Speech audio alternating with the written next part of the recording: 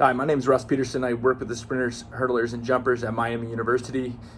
We are in the middle of June, and our season's not over yet. I'm sitting with Olivia Bechtel.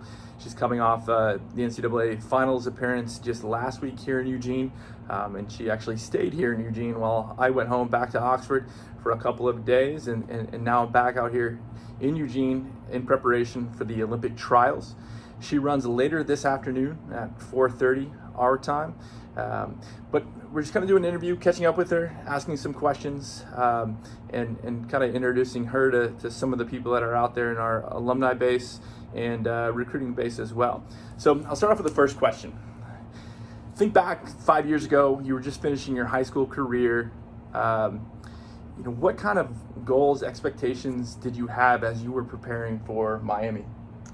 Yeah, coming out of high school, my goal was just to be able to be somebody that can contribute on the team, and I never thought that I would be able to contribute to the extent that I was able to while I was here. And in high school, my PR in the 400 was a 55.3, so I just really wanted to break 55 coming into college, and was able to do that starting off my freshman year, and then just continue to progress from there.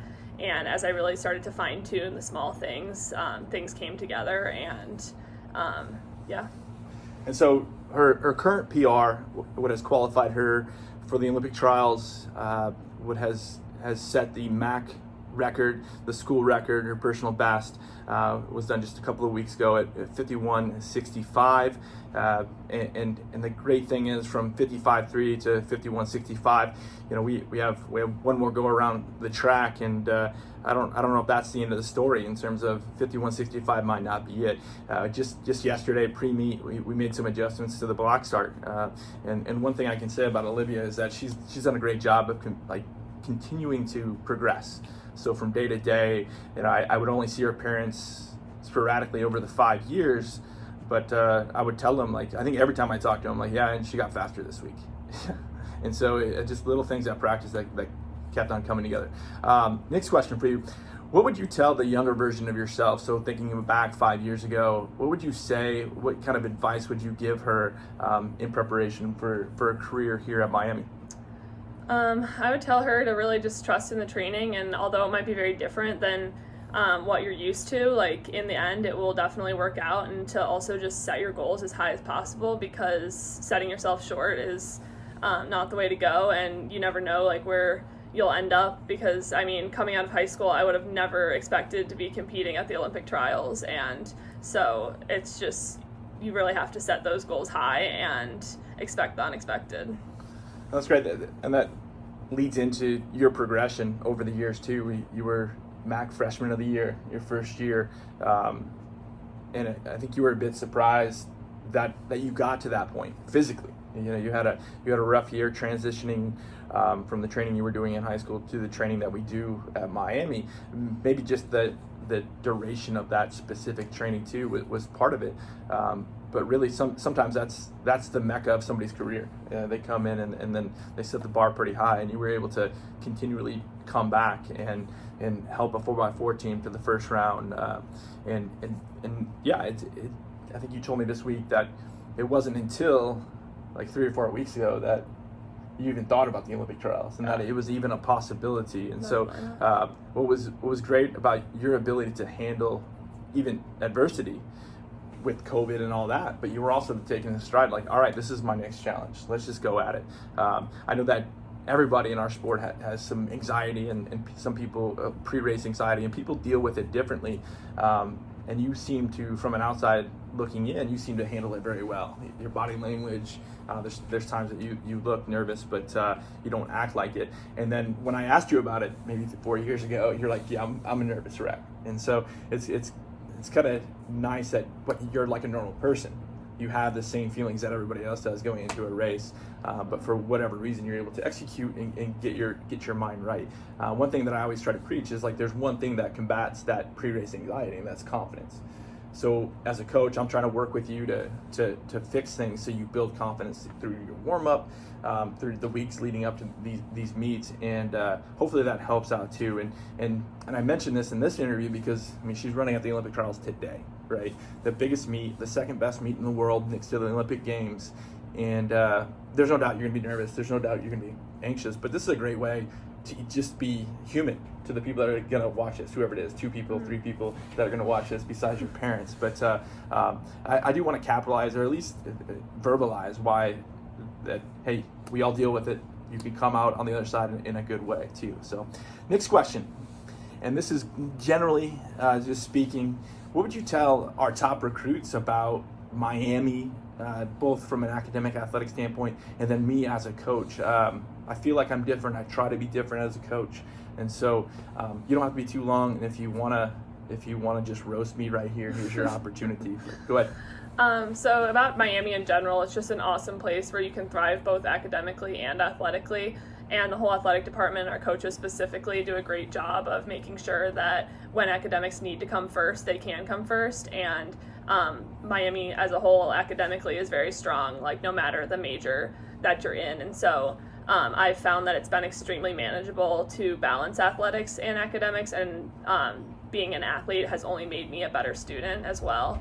And then just specifically for you as a coach, like coming in my freshman year, I definitely would say I didn't probably trust in the training, like because it was so much less volume than I had done in high school. And looking back on it, obviously, like I realized that you knew a lot more than what my high school coaches knew, and that training has allowed me to progress so much throughout my time here. And I think that the way that you train is just super efficient and really builds throughout the season and fine-tunes us for when we need to perform. And so I've just found that throughout the years I've always felt great when it comes to competition time and for big competitions, and that's something that's so huge. Like you don't want to be having your PRs early in the season and then being disappointed later on. And so I've felt that it's been a great progression throughout the years, and I've been able to continually build. And I think this final 5th year has just allowed me like some extra time to be able to focus on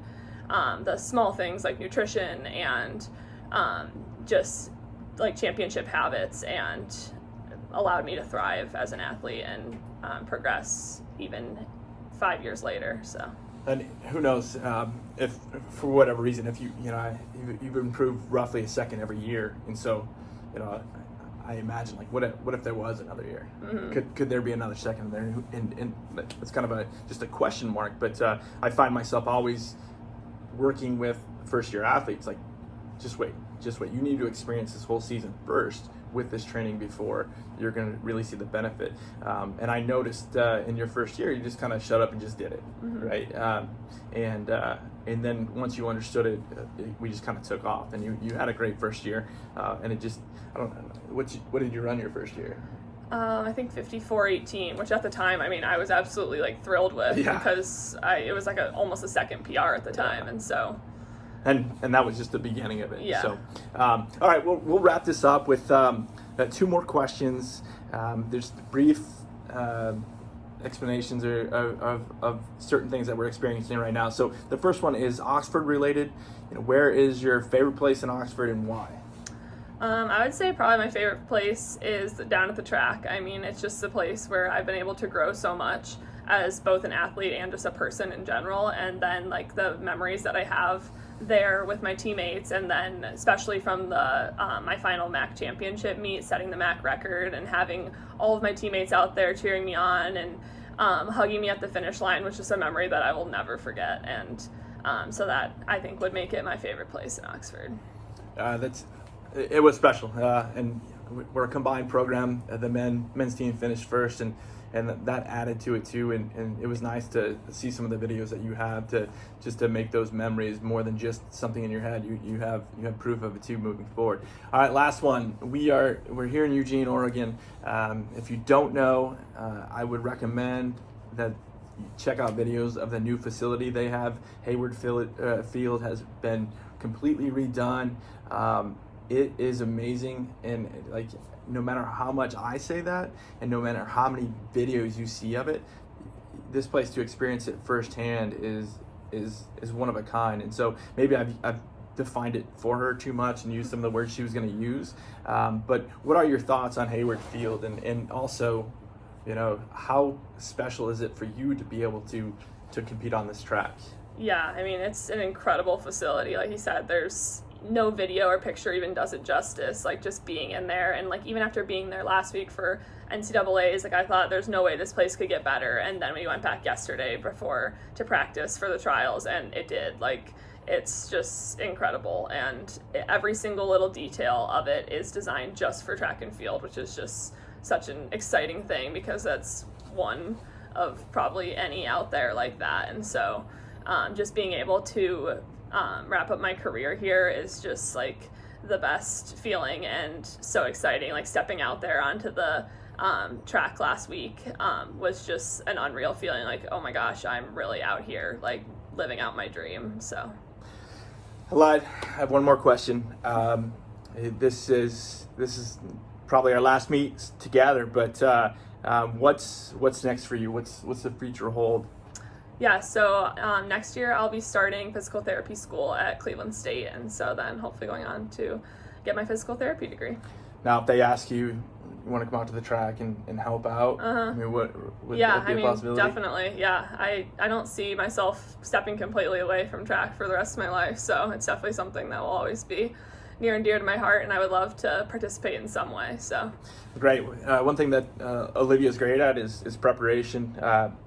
Immediately next for her is just getting ready for lunch and kind of setting out what she does before the race, getting to the track, feeling it out, stuff like that. But you can follow the progress both on our Instagram handle and then ABC/ESPN they're covering this event throughout the years. I'm not sure what the schedule is going to be, and this is just the first round today. The meet starts today too, so there's some other events, not too many.